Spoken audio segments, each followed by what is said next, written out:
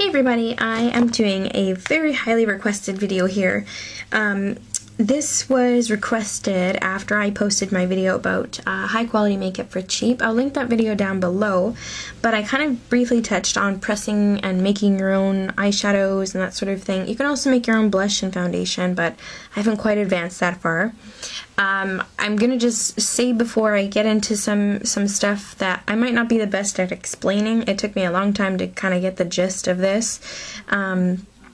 And it definitely does take practice if you are wanting to formulate your own shadows, that sort of thing.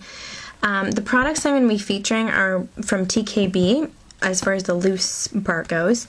And I'm going to give you a quick rundown. I've got a palette here to show you kind of the difference in textures that you can kind of come up with minerals. Now, a lot of these are ones that I've pressed or, you know, depotted, that sort of thing. This one here, right here, the lime green one here is one that I've mixed together, and it's simply straight up mica. This one here is also straight up mica. This one is actually TKB's Indian Blue. It's absolutely gorgeous, and I've tried to swatch it. You can see little marks here on some of the ones I was swatching before, but this one is a really, sorry, where's my lens here? It's a really bright blue, and you can see it's really, really pretty, very pigmented. It's got that nice kind of reflective quality. The one right below it, so this is just straight out of a package, just straight out of one of the samples that TKB sells, like this one. This one below here is one that I mixed with their texture base and an ultramarine. Now in ultramarine, there's oxides as well. This is chromium green oxide, or oxide green, whatever. And you'll see, if I flip this package around, you see there's absolutely no shimmer to this. This is matte, and this is like pure pigment. Now you could try to use this on your eyes alone, but honestly, you're gonna have a really hard time blending. The only way to kind of work shades like this together to get matte shades is to grind them with a texture, like a white powder like this. This is the one that TKB makes, and it's great, it works fine. You can experiment if you get, you know, kind of really like adventurous. You can make your own bases and that sort of thing. This one's already made for you. But basically you would grind that up with the white stuff and until you got this nice kind of fluffy green base, and then you could use it as is, or you could decide to add a shimmer to it if you wanted, and that would kind of enhance the color, that sort of thing. It would make it more shimmery, but this is an example of what I've done on this blue. So you can see there isn't a whole heck of a lot of shimmer to it. There is a little bit, like I can see a little bit of the shades peeking through, like a little bit of the shimmers, but it's mostly matte. This one here is actually very much like what I just explained to you with these two and the texture base, and I'll show you on my finger there. This is like a crazy green. This is probably one of my favorite colors that I've made. It's really, really pigmented. Hopefully I'm getting a good shot there. But I really, really like this, and you'll notice that none of these are really, you know, they're not really powdery. I'm using my finger, but, you know, even if I take an eyeshadow brush, you know, if I put that in there, it's not really any more dusty than any other kind of shadow that you'd buy. So now I'm going to move on to actually pressing a few different types of products. Now, since I showed you the straight up mica, I'm going to press one using this one. This is the Highlight Orange Mica. I'm not going to press one that's matte just because I haven't ground up any shades. I haven't really prepared for a matte shade. Wow, my hands are dirty. Obviously, if you're making gifts for someone or something like that, you want to wear gloves. This is just for me, so I don't really care. I'm going to use a pan here and get this kind of prepared for the pressing. But before I do that, I'm going to show you a few different kinds of pressing mediums that you can use. TKB, just like some other brands like Coastal Scents, sells their own pressing medium, and it's called My Mix Press It Binder. And in the ingredients here, it's you know, there's dimethicone, which is usually the biggest proponent for bonding mica together in order to have them pressable. And then this one here is hydrogenated polysobutene. So these are the two that I like to use for pressing my pigments. This one I do find is a little bit, you have to add a little bit more alcohol, which is the other ingredient. This is just, I don't know if you guys can see, running low here. This is just regular rubbing alcohol. It doesn't matter kind of what grade or what brand, it really doesn't matter. This helps kind of dilute the mixing or the pressing mediums, because if you just use this straight up, you're going to get a goopy, oily feeling eyeshadow. I'm going to talk to you briefly about MAC pigments. Now I have a couple here. I'm only going to do the cornflower blue actually, but MAC pigments already have a mixture, like a quality to them, and I think it is dimethicone, that basically has this already prepared for you. You can just scoop out a little bit, put some alcohol in it, let it sit, press it, and voila. So I'm going to show you the MAC pigment one first, because this is by far the easiest version. Is I take a pan, this one I've already got like a little magnet and everything on it, and I have a few little tools here and I'll show you them. I have a little scooper, and this comes from TKB, and I have this guy here, which I got in a nail kit at a dollar store, but it works fantastically for, you know, mixing the shades together or scraping in something you want to press. What you do is you take a little bit of alcohol in your pan, just a little bit. Oops, that's a little bit more than I needed. Just dump a little bit in here. Alright, so just need a little bit, like not like maybe half the pan. And then take your scoop and just drop it in. You'll actually end up using a lot of product to get your full pan of eyeshadow. So I'm just going to load this up again. Now some people will tell you to do this in 2 steps. Like, you know, do a thin layer, then do another layer. I really don't bother with that, because if you just give it enough time, you'll be able to, it'll work itself out, and it just saves a little bit more time. So I'm just going to mix this together, and you'll see it kind of gets pasty, almost like a toothpaste.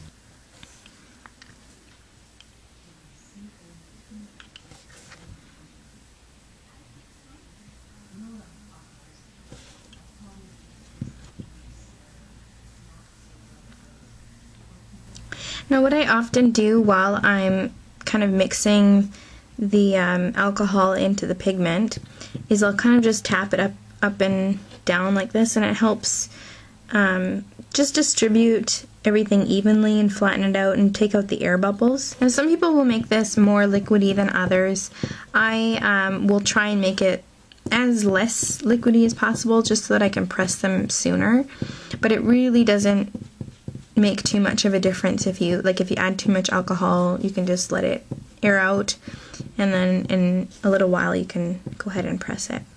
Now I have this big amount of paper towel here, because this can get really messy, especially if you're making your own shadows. Mica tends to be a lot lighter than MAC pigments. Like this is actually, it's got some weight to it. Like when I roll it around, it takes a little bit to get the product moving, whereas straight up mica is very fluffy, it's very airy, and so this is actually going to end up being not substantially less, but you will notice that it's going to shrink down. So what I will typically do while it's still pretty wet is I will just load up the pigment. And I try to be careful not to waste. And this little nifty tool is really good. If you can find a nail tool like this, it's really, really helpful. You can also use like a butter knife, or just a bobby pin even works good. I've used bobby pins before Obviously make sure you're using one that's clean and new and not full of hairspray. But so this one is pretty much full. It's very wet, so I'm not going to press it yet. I'm just going to set it aside, and then I'll move on to a different, go on to the next little shadow. Now, as I mentioned, a mineral pigment, like from MAC specifically, it's going to be different than just straight up mica. And because mica is so fine and light and powdery, as you'll see when I open this up, you need to actually add a binder to the product so that it'll stick. Because once the alcohol evaporates, there needs to be something left over to hold the mica together. So I'm going to use, because I remember someone saying that they had trouble using the My Mix from TKB, I'm going to use this one. Now, what I use for a normal shadow, this is a little bit different. What I will do is I'll take a little spot. I'm just going to pour this into a cap here. What I do is I take a little bit of alcohol, like a little drop on the bottom. Just make sure that the bottom is covered with alcohol, like that. Then I will take my Press It binder, and I'll just pop this open. And you'll notice if you get this on your hand, it feels very slippery, kind of greasy almost. You want to put, for just straight up mica, maybe 2 drops like that. So I'm just gonna, with my little tool here, spread the alcohol and the binder together till it sort of looks clear. And you can see a little ball there, kind of forming. So just try and mix it as well as possible. You don't want to have like just one round circle of the binder, and you'll see a difference. You'll see it look like an oil spot. So then for the mic, I'm going to take a scoop, tap it in. There we go. And immediately you'll see it kind of start to dissolve here. And I really think this is going to be a beautiful shade, actually. Now, you see some of it's a little bit crumbly, and you'll feel that it's like hard to mix it together, but don't fret. Just start working it. Oops. Start working the product together. See, this is good that I have paper towel underneath here. So just kind of mush it together, and then add a little bit more alcohol. Just like that. So, just going to keep doing that. The first little step that I would want to point out is you want to make the first little drop of mica in here like a liquid. So you want to just make sure everything's spread out. This makes sure that the particles are, you know, being spread around so that there's a little bit of binder and a little bit of alcohol. So you see it's kind of like cream. It looks like thick yogurt or something. So then I'm going to go in, because that will shrink down a lot. I'm going to go in and add another scoop of mica. There we go. Looks like a little ice cream cone, eh? And then I'm going to pat it in. The other good thing about TKB is because they give you so much, you know, you don't have to like freak out if you lose some product out of the pan, because I almost never get a mineral pressed without spilling some product. So you see I'm just breaking it up and then kind of pushing it down. This is why this little tool is so awesome for this, but really just use what you have. So now it's very much like, almost like a clay. So it's pretty dry. Then I'm going to add a little bit more alcohol. So you see with this, it is, you mix the alcohol first with the binder, then you make, like you add a little bit of the mica to it, make it really watery, then you add another scoop, crush it together so it's a little crumbly, and then add a little bit more alcohol.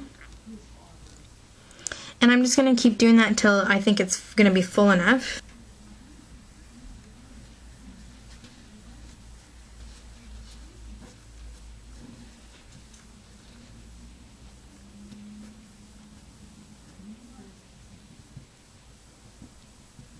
Alright, now I want to just point something out to you. See how it looks very chunky? I'm just going to drop it a little bit on a hard surface. Start to see that it will flatten right up. So that will actually help disperse the product again, just like the MAC pigment. And doing this, I can actually see little bubbles popping. I don't know if you can see, just right there was a little bubble. Okay, so that one is pretty decent, pretty full. I'm just gonna set it aside and let that one dry. So what I'm doing right now, this is just a little quick thing I want to throw out there, because often, you know, you'll have like little bits of shadow here, little bits of shadow there. If you saw my tan pan, you know that I was trying to get through my vanilla pressed pigment and my Body Shop copper shimmer. Well, you know what I did? I mixed them together, and now I have a beautiful highlight that is the best of both worlds, and it was almost practically full. I still have to use this up, but it's just a way to kind of freshen up your makeup and make you feel like you've got new makeup when you don't. So this one here, I'm just going to show you. This is one of the Body Shop eyeshadow duos, and I swatched all of these, and I'll link that down below if you want to see the different shades.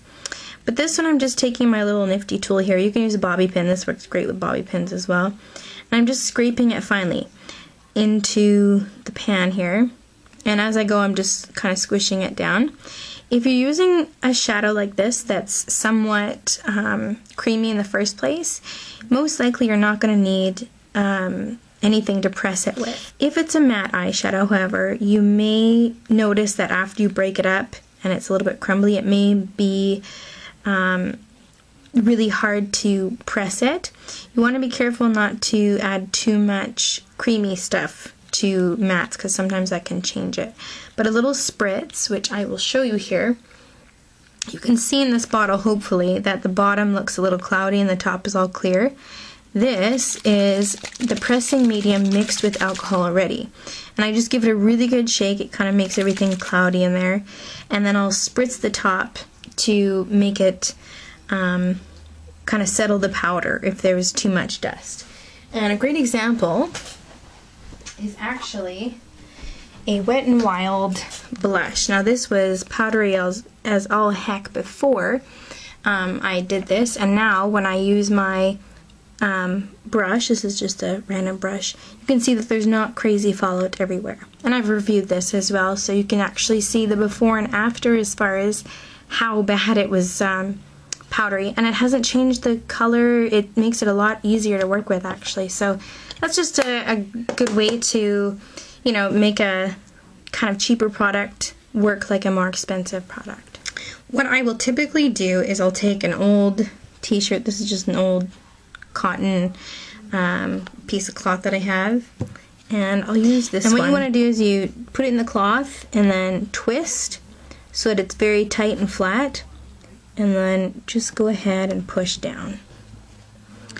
And I will spin it around a couple times to make sure that the product is in there nice and tight. And the nice thing about using, you know, like a cloth, you get that nice kind of pattern effect. I don't know if you can see that. You can see it really good on photographs, but it gives you a nice pattern effect, and voila, a new shadow. Now you have probably seen these stackable jars before, but look at that. I have actually pressed a shadow into one of these. These are 5-gram stackable jars. And I'll just show you. Sorry, my hands are, yeah, this is going to make your hands very dirty. But you can see it's a beautiful, really easy way to have your shadows. And the nice thing is, if you happen to break your eyeshadows, it's all contained in a nice jar. And I've done a couple here to show you. There's a nice, pretty copper one. And they're pressed in there. Like, they are, there's no getting that sucker out unless you throw it against concrete sort of thing. Now, I will point out to you that this requires a lot of product. You can see this little gray amount here. This is the smaller part of the duo in my Body Shop, my Body Shop duo. Sorry, I'm having a hard time working with the camera. But this is actually the gray part that I had in this duo that I'm kind of working on here. So what I'm going to do, just to show you how I did this, I'm going to actually crumble up the rest of the Body Shop eyeshadow in here. So I have crumbled up the shadow in here, and I'm just going to chop it a little bit so it's finely little bit more finely milled. The nice thing about this too, you can actually fit in a ton of eyeshadow, just so you know. Like 5 grams of eyeshadow is quite a lot. But this is kind of cool for those of you who, you know, if you've got a whole bunch of brown eyeshadows and whatnot that are kind of hit pan, but you're swaying away because they're not nice and fresh, you can actually mix your colors together and then go ahead and press them in a pan or in a jar like this. I'm going to go for a nickel. So this is a 5 center. And again, I'm going to put it in my cloth here and twist so it's really tight. And this one will take a couple little tries here, but I'm just going to push it down. Hopefully you guys can see this. I'm just going to push it down. Maybe I'll zoom out. There we go. So I'm just pushing it down. I'm going to spin as I go. Just make sure everything is really flat in there. And you want to push as hard as possible to really make everything compact in there.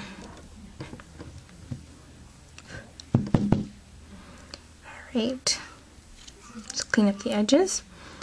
And you have, where's that eyeshadow brush? And then here, you can just use it like you normally would for a regular eyeshadow. Just, you know, brush it on. And like I said, if you happen to drop this or break it, you know, it's in there pretty good, then, you know, it's all sealed up in a nice little jar. So that is pretty easy peasy. It's a great way to kind of freshen up your makeup and, you know, kind of have fun. It's kind of crafty, I don't know. I had a lot of fun playing around with mixing colors and stuff. And this container is really durable. So like I said, even if you drop it and the shadow breaks, it's going to be in this container. But, you know, it's not going to break off if you throw it in your purse or something. I really like the quality of these stackable jars in particular. And how easy is that to just throw in your makeup bag? You've got like tons of color. You can make these, you can add on to these so you make them longer if you want. It's just very convenient. So there's a little cool little trick to try out. Now it is time to press the shadows. I try to do it when it's still somewhat wet, not like, you know, if I tapped it, it's not going to pour out, but somewhat damp, because the cloth will soak up a lot of the alcohol, and, you know, that way it's not so dry that when you press it, it's kind of crumbly. I don't know if that makes any sense. I find it's easier if it's still a little damp, but not wet. So hopefully that's descriptive enough. So I'm going to take my coin and I'm going to press down, and you can see that we have a beautiful, beautiful gold shimmer eyeshadow, which actually looks really, really nice. I can't wait to dig in and try this. Now I'm going to set this aside and grab the cornflower pigment, which is also ready to go. Just going to roll off the edges here.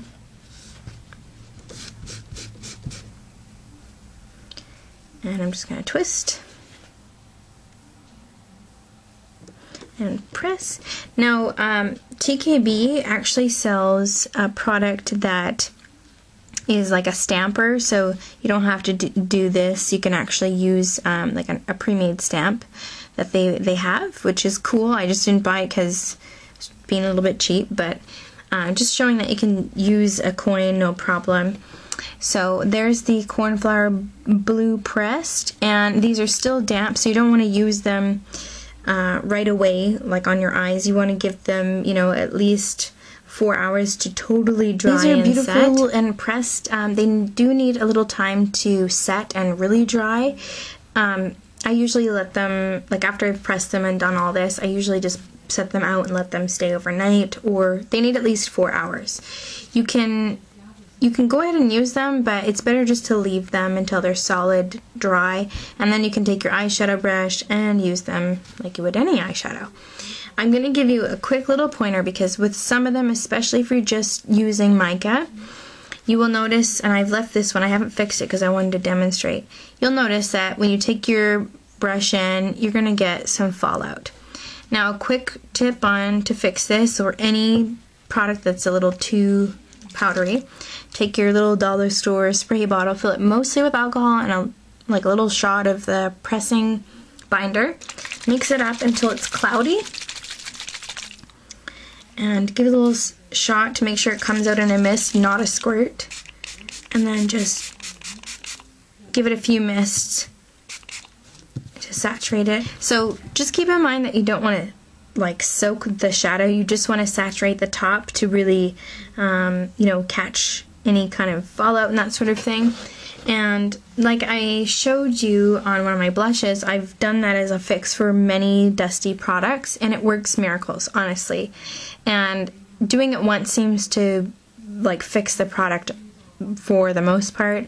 If you ever get to near the bottom of the tray and it's somehow a little bit more dusty, just give it a little shake, give it a little spritz, and yeah.